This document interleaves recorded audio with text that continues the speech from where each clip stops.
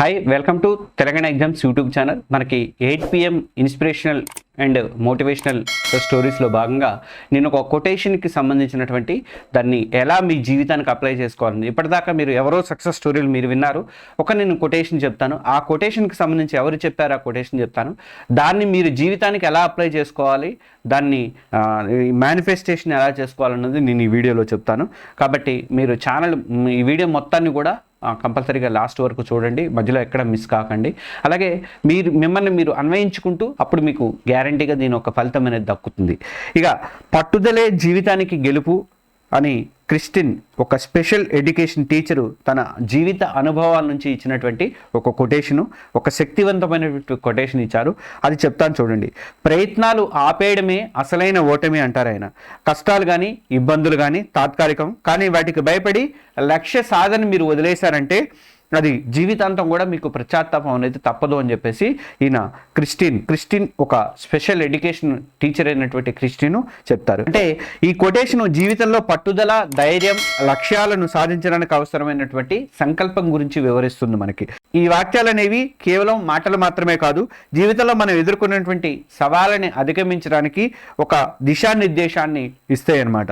ఈ వీడియోలో ఈ కొటేషన్ మన రోజువారీ జీవితంలో ఎలా అప్లై చేయొచ్చు, అలాగే మన ప్రవర్తన ఎలా మార్చుకోవాలి, ఇంకా అంటే ఈ సూత్రాన్ని మేనిఫెస్ట్ చేయడం అనేది ఎలా అనేది, మేనిఫెస్ట్ చేసుకోవడం ద్వారా జీవితంలో విజయాన్ని ఎలా సాధించవచ్చు అన్నది నేను మొత్తం చెప్తాను. ఒకసారి వీడియో ఎక్కడా కూడా మీరు స్కిప్ చేయకుండా జాగ్రత్తగా చూడండి. ఇక కొటేషన్ యొక్క సారాంశం ఏంటంటే, క్రిస్టిన్ అని ఇచ్చినటువంటి ఈ 3 ముఖ్యమైన అంశాలను హైలైట్ చేస్తుంది. ప్రయత్నాలను ఆపేయడం అంటే నిజమైన ఓటమి అంటారు ఆయన. అంటే విజయం సాధించలేకపోవడం కంటే ప్రయత్నించడం మానేయడం అనేది చాలా డేంజర్ అంటారు. ఎక్కువ నష్టాన్ని మీకు అది కలిగించే అవకాశం ఉంటుంది. ఓటమి అనేది తాత్కాలికము, అందరికీ తెలుసు ఓటమి జరుగుతుంది. కానీ ప్రయత్నం అనేది, అసలు మీ ప్రయత్నం అనేది లేకపోతే అప్పుడు అది శాశ్వతంగా కూడా ఆ ఓటమి శాశ్వతంగా మారిపోయే అవకాశం అనేది ఉంటుంది. ఇక కష్టాలు తాత్కాలికమైనవి అంటారు. జీవితంలో ఎదురైనటువంటి సవాళ్ళన్నీ కూడా శాశ్వతం కాదు. మధ్య మధ్యలో కష్టాలన్నీ వస్తుంటే నాకు వస్తాయి, మీకు వస్తాయి, అందరికీ వస్తాయి. కానీ అవి ఒక దశ వరకు మాత్రమే ఉంటాయి. మనం సరైనటువంటి దృక్పథం కానీ పట్టుదలతో కానీ వాటిని అధిగమించడానికి ఒక ఛాన్స్ అనేది ఉన్నది. ఇక పశ్చాత్తాపం యొక్క భారం అంటే భయం లేక అనిశ్చితి కారణంగా లక్ష్యాలని మీరు అనుకున్న టార్గెట్ని మధ్యలోనే మీరు వదిలేస్తే అది జీవితాంతం కూడా పశ్చాత్తాపానికి, అయ్యో నేను అప్పుడు అలా చేసి ఉంటే బాగుండేది, అలా దాన్ని అనవసరంగా వదిలేసాను నేను అని చెప్పేసి అనుకుంటాము. ఆ పశ్చాత్తాపం అనేది కష్టాల కంటే కూడా ఎక్కువ బాధ కల్పిస్తుంది. మీరు తర్వాత కష్టాలు పడతారు, ఆ కష్టాలు అయ్యో అప్పుడు చేసినా బాగుండేది అని. చాలామంది ఏమంటారంటే, హైదరాబాద్లో ఒక స్థలం కొనలేదురా, అప్పుడు చాలా తక్కువ ఉండేదిరా, 10,000కు 5,000కు దొరికేదిరా అనుకుంటారు. అప్పుడు చేసినటువంటి తప్పు ఇప్పుడు వాళ్ళు లక్షలు పెట్టినా కోట్లు పెట్టినా కూడా ఆ భూమి దొరకని పరిస్థితి ఉంటుంది. ఇలా అంటే ఈ సందేశంలో ఏంటంటే, మనలో ఉన్నటువంటి పట్టుదలని కానీ ఆత్మవిశ్వాసాన్ని కానీ కష్టాలను కానీ ఎదుర్కొనే ధైర్యాన్ని కల్పిస్తుంది. ఇది ఒక సాధారణ జీవన సత్యాన్ని గుర్తు చేస్తుంది. జీవితంలో విజయం సాధించడానికి మనం కష్టాలు ఎదుర్కోవాలి, ప్రయత్నాలు కొనసాగించాలి, లక్ష్యాలను ఎట్టి పరిస్థితుల్లో కూడా డ్రాప్ చేయొద్దు, వదులుకోకూడదు అని చెప్పి ఈ కొటేషన్ అయితే చెప్తుంది. మరి రోజువారీ జీవితంలో ఈ సూత్రాన్ని ఎలా అన్వయించుకోవాలనేది కూడా నేను చెప్తాను. ఈ కొటేషన్ యొక్క సారాంశాన్ని రోజువారీ జీవితంలో అమలు చేయడానికి మనం మన ఆలోచన విధానము, అలాగే మన ప్రవర్తన కానీ మన జీవన శైలిలో కొన్ని మార్పులు అయితే చేసుకోవాల్సి ఉంటుంది. ఈ సూత్రాన్ని మేనిఫెస్ట్ చేయడము అంటే ఒక రోజువారీ దినచర్యలో మన నిర్ణయాల్లో మన ఆలోచనలు కూడా సజీవంగా ఉంచడం అనేది మీరు గుర్తుపెట్టుకోండి. దీనికి కొన్ని దశలు ఉన్నాయి, అవి చెప్తాను, ఒకసారి చూడండి. 1, లక్ష్యాలను స్పష్టంగా నిర్వచించుకోవడం. అంటే ఎందుకు అంటే లక్ష్యం స్పష్టంగా లేకపోతే, అంటే మన టార్గెట్ ఫలాంది నేను కొట్టాలి, లేకపోతే గ్రూప్ 1 ఆఫీసర్ కొట్టాలి, గ్రూప్ 2 కొట్టాలి, లేకపోతే సివిల్స్ కొట్టాలి, ఇలాంటి ఒక లక్ష్యము అనేది మీకు ఉండాలి. లేదంటే మీరు జీవితంలో ఏదైనా ఉద్యోగం సంపాదించాలి, కంప్యూటర్ ఇంజనీర్ గాను లేకపోతే మైక్రోసాఫ్ట్లోను గూగుల్లోనూ కొట్టాలి, ఇలాంటి ఒక లక్ష్యం అనేది కంపల్సరీగా ఉండాలి. మీకు లక్ష్యం స్పష్టంగా ఉంటే కష్టాలు ఎదురైనప్పుడు దాన్ని వదులుకోవడం కూడా కష్టము. అంటే దాన్ని ఎట్టి పరిస్థితుల్లో మీరు వదులుకోరు, లక్ష్యం ఉంది కాబట్టి. ఆ లక్ష్యాన్ని ఎదురుగుండా మీరు ప్రయత్నాలు ముందడుగు చేస్తున్నారు కాబట్టి. క్రిస్టిన్ చెప్పినట్లు లక్ష్య సాధన మీరు వదిలేస్తే మాత్రం, మీరు టార్గెట్ని వదిలేసుకుంటే మాత్రం మీకు పశ్చాత్తాపం అనేది తప్పదు. అందువల్ల మీ లక్ష్యం ఎందుకు ముఖ్యం అనేది తెలుసుకోండి. ఎలా తెలుసుకోవాలంటే, మీ లక్ష్యాలని ముందు రాసుకోండి. అంటే ఉదాహరణకు నేను ఆరోగ్యంగా ఉండాలని అనుకుంటున్నాను అనే బదులు రోజు 30 నిమిషాలు వ్యాయామం చేస్తానని చెప్పేసి ఒక నిర్దిష్టంగా రాసుకోండి. నేను ఆరోగ్యంగా ఉంటానని మిమ్మల్ని మీరు అనుకోవడం తప్పదు, అనుకోవాలి కూడా. కానీ దానికంటే ముఖ్యము, మనం దానికోసం ఆరోగ్యంగా ఉండాలంటే ఏం చేయాలి, ఒక 1/2 అవర్, 1 గంట మనం ఎక్సర్సైజ్ అయితే చేయాలి కదా, వ్యాయామం అయితే చేయాలి కదా. అలా మీరు స్పష్టంగా ఒక నిర్దేశం అనేది రాసుకోండి, మీ లక్ష్యం అనేది రాసుకోండి. ఇలా లక్ష్యాన్ని చిన్న చిన్న దశలుగా విభజించుకోండి. ఈరోజు 10 నిమిషాలు చేస్తే రేపు 20 నిమిషాలు, ఎల్లుండి 30 నిమిషాలు, అలా పెంచుకుంటూ పోండి. కానీ మొత్తం ఒక్కసారి మీరు ఇది చేయాలి, ఆ టార్గెట్ని ఛేదించాలని ఎప్పుడూ అనుకోవద్దు. ఇది కష్టాన్ని ఎదుర్కోవడంలో మనకి సహాయం అనేది పడుతుంది. ఇక లక్ష్యం వెనుక ఉన్న ఎందుకు అని మిమ్మల్ని మీరు ప్రశ్నించుకోండి. ఉదాహరణకు నేను ఆరోగ్యంగా ఉండాలనుకుంటున్నాను అని మీరు అనుకున్నారు. ఎందుకు అంటే నా కుటుంబంతో నేను ఎక్కువ టైం గడపాలనుకుంటున్నాను, నేను ఎక్కువ కాలం బతకాలనుకుంటున్నాను అన్నది మీకు రావాలి, ఆ కాన్సెప్ట్ అనేది రావాలి. రెండోది, కష్టాలను తాత్కాలికంగా భావించడం ఎందుకు? కష్టాలు వస్తుంటాయి కదా, మరి వాటిని ఎలా వదిలేయాలంటే వాటిని తాత్కాలికమే అని భావించుకోండి అని క్రిస్టియన్ అంటారు. క్రిస్టియన్ చెప్పినట్టు కష్టాలు అనేవి శాశ్వతం కాదు, వాటిని ఓర్పుతో ధైర్యంతో ఎదుర్కొంటే వాటిని ఎట్టి పరిస్థితుల్లో కూడా మీరు ఓవర్కమ్ చేయొచ్చు. ఎలా అంటే ఒక సమస్య ఎదురైనప్పుడు ఇది తాత్కాలికం, వచ్చిపోతుంది, ఏం కాదు, కొన్ని రోజులు ఉంటుంది, వెళ్ళిపోతుంది అని మనసులో అనుకోండి. ఉదాహరణకు ఒక పరీక్షలో మీరు ఫెయిల్ అయ్యారనుకోండి, దాన్ని మీ సామర్థ్యం యొక్క అంతిమ ఫలితంగా ఇది అయిపోయింది, నన్ను ఈ ఫెయిల్ అయ్యా కాబట్టి నేను జీవితంలో పనికిరానని చెప్పేసి అనుకోవద్దు. అది మామూలు కామన్ అవుతుంది, అట్లా అవుతూనే ఉంటాం మనం అని చెప్పి మిమ్మల్ని మీరు సర్దుకోండి. మీరు గతంలో ఎదుర్కొన్నటువంటి కష్టాన్ని గుర్తు చేసుకోండి, వాటిని ఎలా ఓవర్కమ్ చేశారో తెలుసుకోండి, అప్పుడు విజయం సాధించారు. అలాగే ఇప్పుడు కూడా విజయం సాధిస్తారని మీలో ఆత్మవిశ్వాసాన్ని మీరు నింపుకోండి. ఇవన్నీ కూడా ఒక డైరీలో కానీ మీకు బుక్లో కానీ మీ సవాళ్ళు అనేవి రాసుకోండి, వాటిని ఎలా అధిగమించారనేది కూడా రాసుకోండి.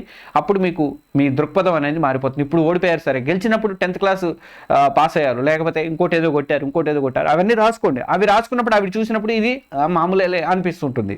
అలా ఇంకోటి 3, భయాన్ని అధిగమించడం ఎలా అంటే భయాల్ని ఎందుకు అధిగమించాలంటే భయం అనేది మనల్ని ప్రయత్నాలు చేయమని చెప్పేసి బలవంతం అనేది చేస్తుంది. అరే చేయకు, నువ్వు డేంజర్లో పడిపోతావు అని చెప్పి మనల్ని భయపెడుతూ ఉంటుంది. ఆ భయాన్ని వదిలేయడం అనేది చేసుకోండి. కానీ భయాన్ని ఎదుర్కోవడం ద్వారా మనము మన లక్ష్యాల వైపు ముందుకు సాగిపోవడానికి అవకాశం ఉంటుంది. దీన్ని ఎలా అప్లై చేసుకోవాలంటే అసలు భయం ఏంటి అనేది గుర్తు తెచ్చుకోండి. మనకి నేను కూడా ఆలోచిస్తాను, ఏదైనా టెన్షన్ వచ్చింది అనుకోండి, నేను ఎందుకు టెన్షన్ పడుతున్నా అసలు దీని గురించి అని చెప్పి ఒక నిమిషం కళ్ళు మూసుకొని ఆలోచిస్తాను. దాని గురించి ఆలోచించి అప్పుడు దానికి సొల్యూషన్ ఏంటనేది నేనే కనుక్కుంటా. ఆ సొల్యూషన్ ఇలా చేస్తే నాకు ఈ భయం అనేది పోతుందని చెప్పి ఆ సొల్యూషన్ని నేను చేసుకుంటా. అలా మీరు ఇప్పుడు భయాన్ని గుర్తించరు. ఉదాహరణకు నేను కొత్త ఉద్యోగం కోసం అప్లై చేయడానికి భయపడుతున్నా అనుకోండి. ఎందుకు అంటే నన్ను రిజెక్ట్ చేస్తాను అని చెప్పేసి భయం అనమాట. ఇంటర్వ్యూకి వెళ్తే మా అమ్మ ఏమంటారు అని చెప్పి భయం ఉంటుంది. భయాన్ని చిన్న చిన్న దశల ద్వారా ఎదుర్కోండి. ఉదాహరణకు ఒకరోజు మీరు రెజ్యూమ్ తయారు చేయడం అనేది చేయండి. రెండో రోజు ఏం చేస్తారంటే ఆ అప్లికేషన్ని పంపేయండి.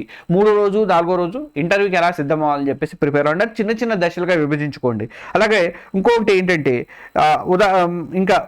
ఏంటంటే పాజిటివ్ ఆలోచనలు మీరు అలవాటు చేసుకోవాలి. నేను ఈ అవకాశాన్ని అందుకోవడానికి పూర్తిగా అర్హుణ్ణి, నాకంటే మించినవాడే లేడు, నాకు మించినవాడు ఎవడొస్తాడు అక్కడికి అని చెప్పి మిమ్మల్ని మీరు కాన్ఫిడెన్స్ నింపుకొని వెళ్ళండి. ఇక 4వది ఏంటంటే చిన్న విజయాలు జరుపుకోండి. చిన్న చిన్న విజయాలను మీరు షేర్ చేసుకోండి, జరుపుకోండి అని చెప్పేసి అని అంటారు. ఎందుకంటే చిన్న విజయాలు మనలోని ఆత్మవిశ్వాసాన్ని పెంచుతాయి. నేను ఇందాక చెప్పా కదా, ఆరోగ్యానికి మీరు హాఫ్ అన్ అవర్ నడవండి అన్న, ఈ రోజు 10 నిమిషాలు నడిచారు, నేను ఇవాళ 10 నిమిషాలు నడిచి వచ్చా అని చెప్పి మిమ్మల్ని మీరు ప్రోత్సహించుకోండి. రేపు 20 నిమిషాలు నడుస్తా, ఎల్లుండి 30 నిమిషాలు నడుస్తా, అట్లా మిమ్మల్ని మీరు ఇచ్చేసుకోండి. అలాగే ఒక చిన్న లక్ష్యాన్ని సాధించాలంటే, చిన్న విజయాలు జరుపుకోవాలంటే రోజు కూడా ఒక చిన్న లక్ష్యాన్ని అయితే సాధించాల్సి ఉంటుంది. ఉదాహరణకు 10 నిమిషాల పాటు ధ్యానం చేయడం కానీ, లేదంటే ఒక బుక్లోని ఒక చాప్టర్ చదవడం కానీ. ఈ బుక్ మొత్తం నేను చదవలేను అనుకుంటారు, ఆ బుక్లో ఒక చాప్టర్ చదవకుండా ఈరోజు కొంత కంప్లీట్ అవుతుంది కదా. అలా మీ విజయాలన్నింటినీ కూడా మీరు రికార్డ్ చేసుకుంటూ ఉండండి. ఒక బుక్ కానీ లేదంటే ఒక డైరీ మెయింటైన్ చేస్తూ ఈరోజు నేను ఇది సాధించాను అని చెప్పి మీరు సానుకూలంగా రాసుకోవటం అనేది స్టార్ట్ చేయండి. ఈరోజు నేను చాలా గొప్పగా చేశానని చెప్పుకోండి. అలాగే 5, సమాజం నుంచి స్ఫూర్తి పొందడం. ఎందుకు సమాజం నుంచి స్ఫూర్తి పొందాలంటే సానుకూల వ్యక్తులతో ఉండటం అనేది మన పట్టుదలని పెంచుతుంది, బలపరుస్తుంది. ఎలా అంటే మన లక్ష్యాలను సమాన ఆలోచనలో ఉన్న ఫ్రెండ్స్తో కానీ కుటుంబ సభ్యులతో కానీ షేర్ చేసుకోండి, చర్చించండి. ఇక స్ఫూర్తిదాయకమైనటువంటి కథలు చదవండి, లేదంటే వీడియోలు చూడండి. ఉదాహరణకి మనకి చాలా మోటివేషనల్ వీడియోలు దొరుకుతాయి, అలాంటివి చూస్తూ ఉండండి. మీకు వాళ్ళు ఎలా సవాళ్ళని అధిగమించాలని చెప్పేసి మీకు తెలుస్తుంది. మీ లక్ష్యాలకు సంబంధించినటువంటి కమ్యూనిటీలో మాత్రము జాయిన్ అవ్వండి. ఉదాహరణకు ఆన్లైన్ ఫోరంలు కానీ, స్థానిక గ్రూపులు కానీ ఉంటాయి, రెడిట్ లాంటివి, లేకపోతే వాట్సాప్ గ్రూపులలో, అలాంటి వాటిలలో జాయిన్ అవ్వండి. మన ప్రవర్తన ఎలా మార్చుకోవాలి అంటే క్రిస్టియన్ సందేశాన్ని జీవితంలో అమలు చేయడానికి మనం మన రోజువారీ ప్రవర్తనలో కూడా కొన్ని మార్పులు అనేది చేసుకోవాలి, మేనిఫెస్ట్ చేసుకోవాలి. కష్టాలను సానుకూల దృక్పథం అంటే పాజిటివ్ దృక్పథంతో ఉండాలంటే కష్టాలను సవాలుగా భావించండి, సమస్యలుగా కాదు. ఉదాహరణకు ఒక ప్రాజెక్టు విఫలమైతే నేను ఏం నేర్చుకున్నాను, ఏం నేర్చుకోగలను ఆలోచించండి. ఇక స్థిరత్వం అనేది ఉండాలి. రోజు చిన్న చిన్న దశలుగా మీరు చేసుకుంటూ పనులు అయితే చేసుకుంటూ పోతుంది. ఉదాహరణకు ఒక నైపుణ్యాన్ని నేర్చుకోవాలంటే రోజు పావు గంట ఫస్ట్ టైం కేటాయించండి, తర్వాత అర్ధగంట కేటాయించుకోండి, తర్వాత 1 గంట 2 గంటలు అట్లా కేటాయించుకుంటూ వెళ్ళిపోండి. ఇక సెల్ఫ్ పిటి, స్వీయ కరుణ అంటారు దీన్ని. మీరు విఫలమైపోయారనుకోండి దేంట్లో అన్నా, మిమ్మల్ని మీరు తిట్టుకోవద్దు ఎట్టి పరిస్థితులు కూడా. నాలాంటి వాడికి ఇది చేత కాదని చెప్పేసి అనుకునే బదులు నేను ట్రై చేస్తాను, నాకు వస్తుంది ఇది అని చెప్పి మిమ్మల్ని మీరు చెప్పుకోండి. ఇక టైం మేనేజ్మెంటు, మీ లక్ష్యాల కోసము టైంని కంపల్సరీగా కేటాయించుకోండి. ఉదాహరణకు ఒక రోజులో 30 నిమిషాలు నుంచి మీరు పెట్టుకోండి. టైం అనేది 30 నిమిషాలు మినిమం అయితే పెట్టుకోండి. ఇంకా మేనిఫెస్ట్ చేయడము, లక్ష్యాలను వాస్తవంగా ఎలా మార్చుకోవాలి, మేనిఫెస్ట్ చేసుకోవాలంటే మీరు క్రిస్టియన్ చెప్పినటువంటి ఈ సందేశాన్ని మేనిఫెస్ట్ చేసుకోవడానికి కొన్ని దశలు అయితే చేయాలి. విజువలైజేషన్ అనేది ఫస్ట్. మీరు మీ లక్ష్యాన్ని సాధించిన దృశ్యాన్ని మీరు ఊహించుకోండి. అంటే ఒకసారి కళ్ళు మూసుకొని ధ్యానం చేసుకుంటూ మీరు ఆ లక్ష్యాన్ని ఛేదించారు, లక్ష్యం చేరుకున్నారు, మీరు గ్రూప్ 2 ఆఫీసర్ అయ్యారు, మీరు మండలంలో అక్కడ ప్రజల దగ్గర విజ్ఞప్తులు స్వీకరిస్తున్నారు, ఇలాంటివి అనుకోండి. మీరు అంటే ఉదాహరణకి మీరు కొత్త ఉద్యోగం పొందినట్టు ఊహించుకోండి. ఆ ఆనందాన్ని, కాన్ఫిడెన్స్ని కూడా పూర్తిగా ఎంజాయ్ చేయండి. పాజిటివ్ మెసేజెస్, రోజు మీరు పాజిటివ్ మెసేజ్లు ఇచ్చుకోండి. ఎప్పుడూ కూడా నెగిటివ్గా వెళ్ళొద్దు. నేను కష్టాలను అధిగమించగలను, నా లక్ష్యాలు సాధిస్తాను అని చెప్పేసి అనుకోండి. నేను సాధించానని అనుకోండి, సాధిస్తాను అని కూడా అనుకోవద్దు. ఇక చర్యలు తీసుకోవటం, కేవలం ఆలోచించడం కాదు, మీరు పనులు కూడా ప్రారంభం అనేది చేయాలి. ఉదాహరణకు ఒక కొత్త నైపుణ్యం చేసుకోవాలంటే ఆన్లైన్ కోర్సులలో జాయిన్ అవ్వాలి, అలాంటివి. ఇక గ్రాటిట్యూడ్ ప్రాక్టీస్, మీరు ఇప్పటికే సాధించినటువంటి లక్ష్యాల విషయంలో ఆల్రెడీ మీరు వాటిని గెలిచారనుకోండి, వాటికి కృతజ్ఞతలు అయితే చెప్పుకోండి. ఇది మీకు సానుకూల దృక్పథాన్ని అలవాటు చేస్తుంది అనమాట. స్థిరమైనటువంటి ప్రయత్నం చేయాలి. ప్రతిరోజు కూడా మీ లక్ష్యాలని సాధించడానికి ఒక చిన్న అడుగు అనేది వేయాలి. ఈరోజే లక్ష్యాన్ని రాసుకోండి, దాని మీద ఒక చిన్న స్టెప్తో అమలు చేయడానికైతే ప్రయత్నం చేయండి. ఇక ఏదైనా సరే మీకు క్రిస్టియన్ కొటేషన్ మరొకసారి మనం చెప్పుకుంటే ఒక శక్తివంతమైన జీవన సత్యాన్ని తెలియజేస్తుంది. కష్టాలనేవి తాత్కాలికమైనవి, ప్రయత్నాలు ఆపేయడం అనేది శాశ్వతమైన ఓటమికి దారితీస్తుంది. ఈ సూత్రాన్ని రోజువారీగా మీరు అమలు చేయండి. అమలు చేసి మీరు సక్సెస్ని అయితే సాధించండి. ఫ్రెండ్స్, ఈ వీడియో ఎలా అనిపించింది? ప్రతిరోజు 8 PM కోసం అని మీకు ఇంత మంచి వీడియోలు నేను అందిస్తున్నాను. మీకు నచ్చిన పాయింట్ని ఈ కింద కామెంట్స్లో తెలియజేయండి. అలాగే మన తెలంగాణ ఎగ్జామ్స్ యూట్యూబ్ ఛానల్ ఇంకెవరైనా సబ్స్క్రైబ్ చేసుకోకపోతే దయచేసి సబ్స్క్రైబ్ చేసుకోండి. అలాగే ఈ వీడియో నచ్చితే లైక్ చేయండి. Thank you for watching this video.